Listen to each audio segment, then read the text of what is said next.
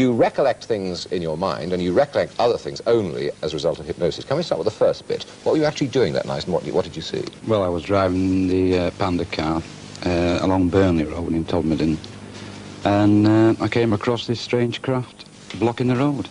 Describe it to me. Well, it was about 20 feet high, about 14 feet wide. It was a diamond-shaped object, hovering about 5 feet off the ground. Now, at this point, you didn't see anybody, did you? No, I didn't see anything other than that. Did you approach it? I got within about 20 feet of it. And then you went back to your car to report it, did you? No, I didn't get out of the car. Ah. I didn't want to get out of the car. You didn't? No. But you got on the blur, did you? I got on the radio, both radios, the VHF in the car and the UHF, personal radio that we carry. Yeah. And I got no response at all. They didn't work? No. Was that unusual? Not in that particular area. There are black spots in the area. But the radios have worked there since. And then you left the scene, did you? The next thing I remember was I was at the other side of where the object had been, driving the car. Away? Away. Did you report it when you got back? I certainly did. They thought you were crackers, presumably. Yeah, they did. Now then, as a result of hypnosis, a lot of that story has been filled in, hasn't it? Now, what do you recollect from the result of the hypnosis? Well, as I say, I have no conscious memory of what I said under hypnosis. The only thing I can go off is the hypnotic regressions were videotaped. Yeah. And I think there was about 3 or 4 tapes done. And when I actually was allowed to see them at the end of the session, it was quite frightening. What you'd said under hypnosis? Mm. So tell me the other story now, the one that they drew out under hypnosis. Well, under hypnosis, when I see the craft itself, as I said before, I didn't get out of the car consciously. I find myself getting out of the car, and for some reason, I have no idea why, a strange, very powerful beam of light is shone towards me, which blinds me. I jump back in the car in panic, and then there is some sort of a blackout. And after the blackout, I wake up in some sort of an examination room. I see. So, this spaceship, or whatever it is, did you see that in your recollected... Yes, everything under hypnotic regression, everything was accurate right up to... The bit that... when I got out of the car, yes. Okay, well, describe this creature to me, this man. Well, he was a humanoid, or of human appearance. He's about 6 feet high. But not quite a human being, you say. Well, he had a human appearance. Yeah. He had a beard, and he wore some sort of a skull cap, and he wore like a white gown. He was very pleasant in appearance. He wasn't at all frightening to look at. Okay, now you've got yourself into this room. What goes on there? Who else is there? There were, I think I said there was 8 small 3-foot-high creatures that transpilated during the hypnotic regression as robots. Were you in a normal room, or were you in a spaceship, rather like Doctor Who's time capsule? Were you in something as kind of... It looked bigger than his capsule. Yeah. You know, it doesn't look very big, does it, really? Yeah. But inside it, yes, I would say it's very similar. And then they tried to undress you, didn't they, at one point? Take your shoes and socks off. Why was that? Well, this is one of the funny things about it. When I got back to the station, I found that my left boot was split, and I had a burn mark on the instep of my left foot. And in the hypnotic regression, they actually examined my left foot. Now, that's remarkable to me, with the other evidence of the other police officers seeing the craft as well. Isn't it? How did your experience end in this place you were with these people? The doctor woke me up. We never actually got to an ending. Yeah. I was wired up to some heart machines, and they completely went off the scale. I was in such stress that both doctors stopped the hypnotic regressions. Now tell me, what do you make of it all? Do you believe now in UFOs, or what? Are you convinced that those things actually happen to you, or it's just in your mind somewhere as an imagination or a dream or something like that? Well, the UFO certainly existed. You're sure of that? Yes, it was a nuts and bolts craft. I think I'm quite capable of seeing something from 20 feet. Well, if I said to you anything you say we take down and use in evidence, you would say that you saw that thing? Yes, I would swear on the Holy Bible. What I saw that day, I've seen nothing of the like except in science fiction films. And what other thoughts have you had about the whole experience? The abduction part, well, I've thought about it, I've thought, well, perhaps it's something that I've read about and seen as Doctor Who, and because of my experience, it somehow got jumbled up. Yeah. Or it actually happened. Yeah. It's a good story, isn't it? I think it's wonderful. Yeah? I mean, that's a whole series of Doctor Who's. Well, I mean, what do you make of it, Colin? I mean, you work in the fiction of this. I mean, he is saying this isn't fiction. He's saying, I actually saw that thing. I mean, sitting here listening to the story, I cannot do anything but totally believe it. Yeah. And viewed by any objective standard, I think that it's perhaps naive of us to think that we are the only things that exist in this huge universe. Nicola, what do you think of all that? I think it's rather pompous to think that we're the only people around. That there isn't possibly life somewhere else without, you know, we don't have the facts of everything. So I think it's rather pompous to think we're the only people. Alan, you are taken very seriously, I mean, aren't you, by people who study these things? I mean, what do they say about your experience? Are they also convinced that you actually went through this experience and those things and those people were actually there? I think they are, yes. I think the UFO investigators that came to interview me, one of them being a high-ranking police officer from the Greater Manchester Police Force, he really gave me a grilling, as he obviously is very experienced in it. And I think, well, they are convinced, yeah. I mean, I saw a UFO, make no mistake, they do exist. There is nothing on this earth will ever tell me any different. Well, I mean, if you say it like that, I just cannot, as Nicholas says, possibly believe otherwise. Thank you very much for telling the story. Absolutely fascinating, and if anything else happens to you, let us know, will you? There we are. I'm sitting here in a cold sweat. Follow that, David Icke. Actually, interestingly, wasn't there a couple in America called the Hills who went through exactly the same experience? I think they went through yeah. They went through hypnosis, and the way it's described it, I read an article, it's exactly the way they described it, you know? Up to the point where they went in the craft, they could remember everything, then bang. And on the hypnosis, they described the same sort of things as you did. There are many cases of abductions in this country that I know about now. Oh dear. And there's quite several under hypnotic regression. There were 3 girls in Shropshire. They had a similar experience. And under hypnosis, they come up with very similar inside the craft and very similar beings in it. It is a very convincing story you tell. I think we'll move on quick. And nobody's going to shake you, are they? It's about 20 foot wide. About 20 foot wide.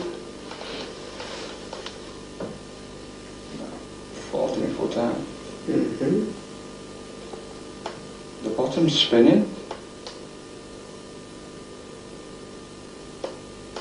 There's some windows in it. Some dark windows. There's a light coming from underneath. I'm getting back into the car. I'm going. The bloody car won't go.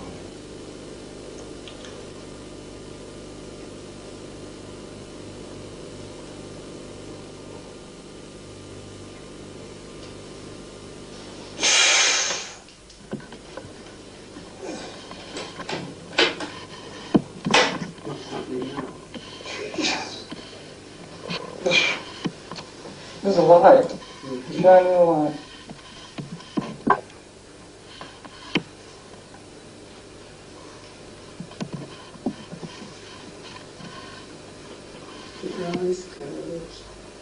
Where else is it going? Horrible. Who's horrible? There. Who's they? I don't want to talk about that. Why not? Because they're horrible. Could you briefly describe? I don't know. What does it look like? They're small. Yes. How small is small? 3 foot? 4 foot? But like a little 5-year-old lad.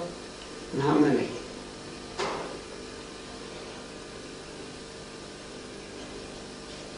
About 8. I've been sent to investigate this herd of cows. So I was driving up the road here, and I was going to turn right up Fernley Road there to the council estate when I could see in front of me up here this object. It looked to be completely blocking the road. As I get nearer and nearer towards this object, I could see that it wasn't quite what I was expecting to meet at 5 o'clock or whatever on a November morning in Todmorden. It was diamond-shaped. The bottom half of the object was spinning. It was hovering about 5 foot off the ground, and I could see underneath it. It was about 20 feet wide, 14 feet high. Alpha Bravo 3 to Alpha Bravo Control. Message over. Try HQ. I tried that several times and it just didn't work. I just couldn't contact anybody. So I picked my clipboard up and I started drawing a sketch of it.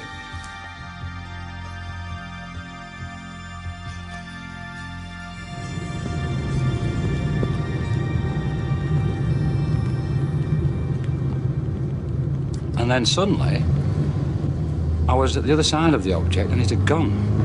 It had, was like another 50, 100 yards for the road driving.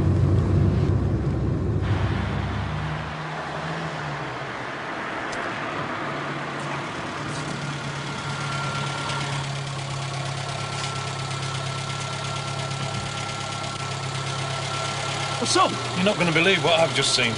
What? Get in. Okay.